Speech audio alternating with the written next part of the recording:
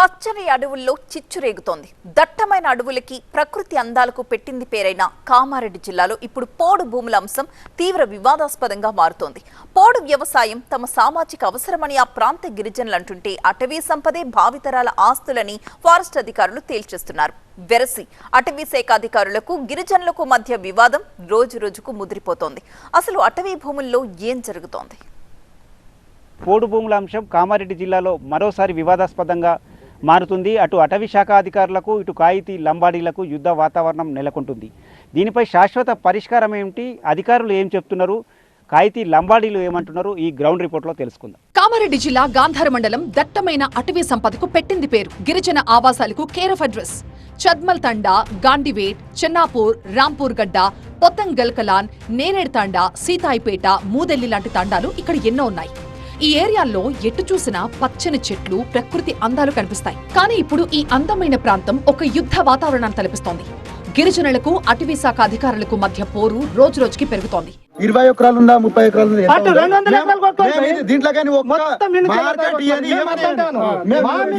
1974లో మొదటిసారి ప్రభుత్వం ఇక్కడి గిరిజనులకి పోడు పట్టాలిచ్చింది. ఆ తర్వాత గత బీఆర్ఎస్ ప్రభుత్వ హయాంలోనూ కొంతమందిని లబ్ధిదారులుగా గుర్తించి పట్టాలందించారు. ముఖ్యంగా 2022లో గాంధారి మండలంలోని తాండాల్లో సర్వే నిర్వహించి లబ్ధిదారుల్ని గుర్తించి అధికారిక పత్రాలు కూడా ఇచ్చారు. ఆ పత్రాల ఆధారంగానే రైతులు అక్కడ మొక్కజొన్న, సోయాబీన్ పంటలు సాగు చేసుకుంటూ వస్తున్నారు. సాగు చేస్తే ఫారెస్ట్ వాళ్ళు వచ్చి సతాయిస్తున్నారు, చెట్లు పెడతా అవి పెడతా అని అంటారు. మేము 35 నుంచి 40 సంవత్సరాల దాకా మక్కలేస్తూనే మేము భూమిని సాగు చేస్తున్నాం. అయినా కూడా మాకు ఫారెస్ట్ వాళ్ళు వచ్చి సతాయిస్తున్నారు. అయితే ఈసారి కూడా పంట సాగుకి గిరిజనులు సిద్ధమవుతున్న టైంలో అటవీ శాఖ అధికారులు మెరుపు దాడులు చేస్తున్నారు. రైతులు వేసిన పంటలని ధ్వంసం చేయడంతో పాటు ట్రాక్టర్లు, యంత్రాలని స్వాధీనం చేసుకుంటున్నారు. దీంతో ఇరు వర్గాల మధ్య తరచుగా ఘర్షణలు తలెత్తుతున్నాయి. మేము బతుకుదాంతోనే మొత్తం చచ్చిపోతాం, మా ఫ్యామిలీతోనే అని బుగులు పట్టిస్తే ఇప్పుడు వస్తలేరు వాళ్ళు. అంతే మాకేందంటే మా భూమి పట్టాలు మాకు ఇప్పించండి, పోడు పట్టాలు మాకు కావాలి. ఇందులో రాజంపేట మండలం షేర్శంకర్పేట తాండాలో పోడు భూమిలో వేసిన పంటను నాశనం చేసి అక్కడ అధికారులు మొక్కలు నాటారు. ఆ ఆవేదనతో సరోజ అనే బాధిత గిరిజన మహిళ పురుగుల మందు తాగి ఆత్మహత్యకు ప్రయత్నించింది. ఏళ్లుగా సాగు చేసుకుంటున్న భూమిలో పంటను నాశనం చేయొద్దని ఎంత వేడుకున్నా అధికారులు పట్టించుకోవడం లేదని ఆవేదన వ్యక్తం చేసింది. ఇదిలా ఉంటే లింగంపేట మండలం పరమల్ల గ్రామ పంచాయతీ పరిధిలోని అటవీ ప్రాంతంలో డంపింగ్ యార్డ్ పక్కన వారం రోజుల క్రితం అటవీ శాఖ అధికారులు నాటిన 1000 మొక్కల్లో సుమారు 400 మొక్కల్ని మాలో తాండావాసులు కేజ్ వీల్ సహాయంతో ధ్వంసం చేశారు. ఈ క్రమంలో ఫీల్డ్ అసిస్టెంట్ లక్ష్మణ్ పై కూడా తాండావాసులు దాడికి దిగారు. కనీసం ఒక 60-70 సంవత్సరాల నుంచి మేము దాని మీదనే జీవనం గడుపుతున్నాం. కాబట్టి బయట భూములనే మేము సాగు చేస్తూ కొన్ని సంవత్సరాల నుంచి దాన్ని మంచి పట్టభూమి లెక్క కష్టం చేసి దాని మీదనే జీవనం గడుపుతున్నాం. ఇప్పటిదాకా కూడా గవర్నమెంట్ ఎన్నోసార్లు సర్వే చేసింది, మాకు రిసిప్ట్ కూడా వచ్చింది ఇంటికాడ. అవన్నీ పట్టాలు ఇస్తామని కోదండరామ్ సార్ ధర్నా చేసినాం.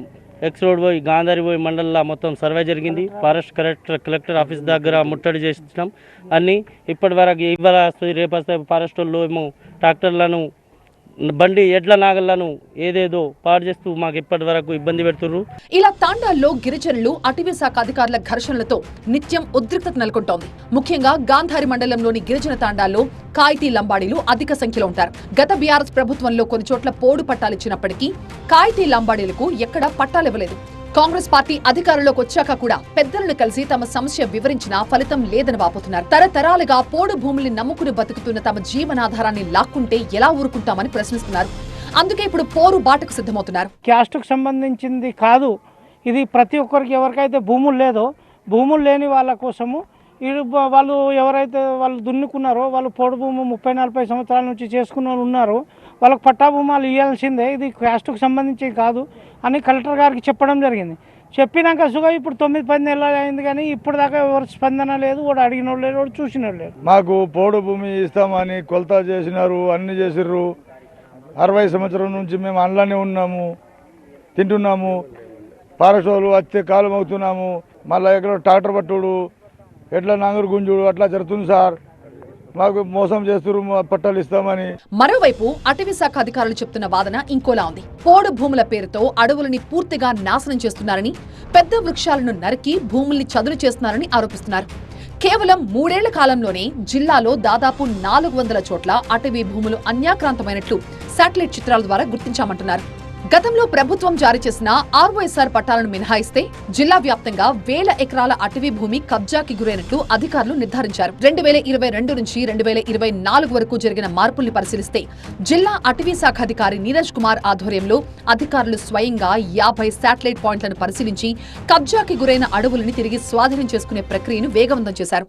1974లో 16 సర్వే నెంబర్లో గవర్నమెంట్ పట్టాలు ఇచ్చింది.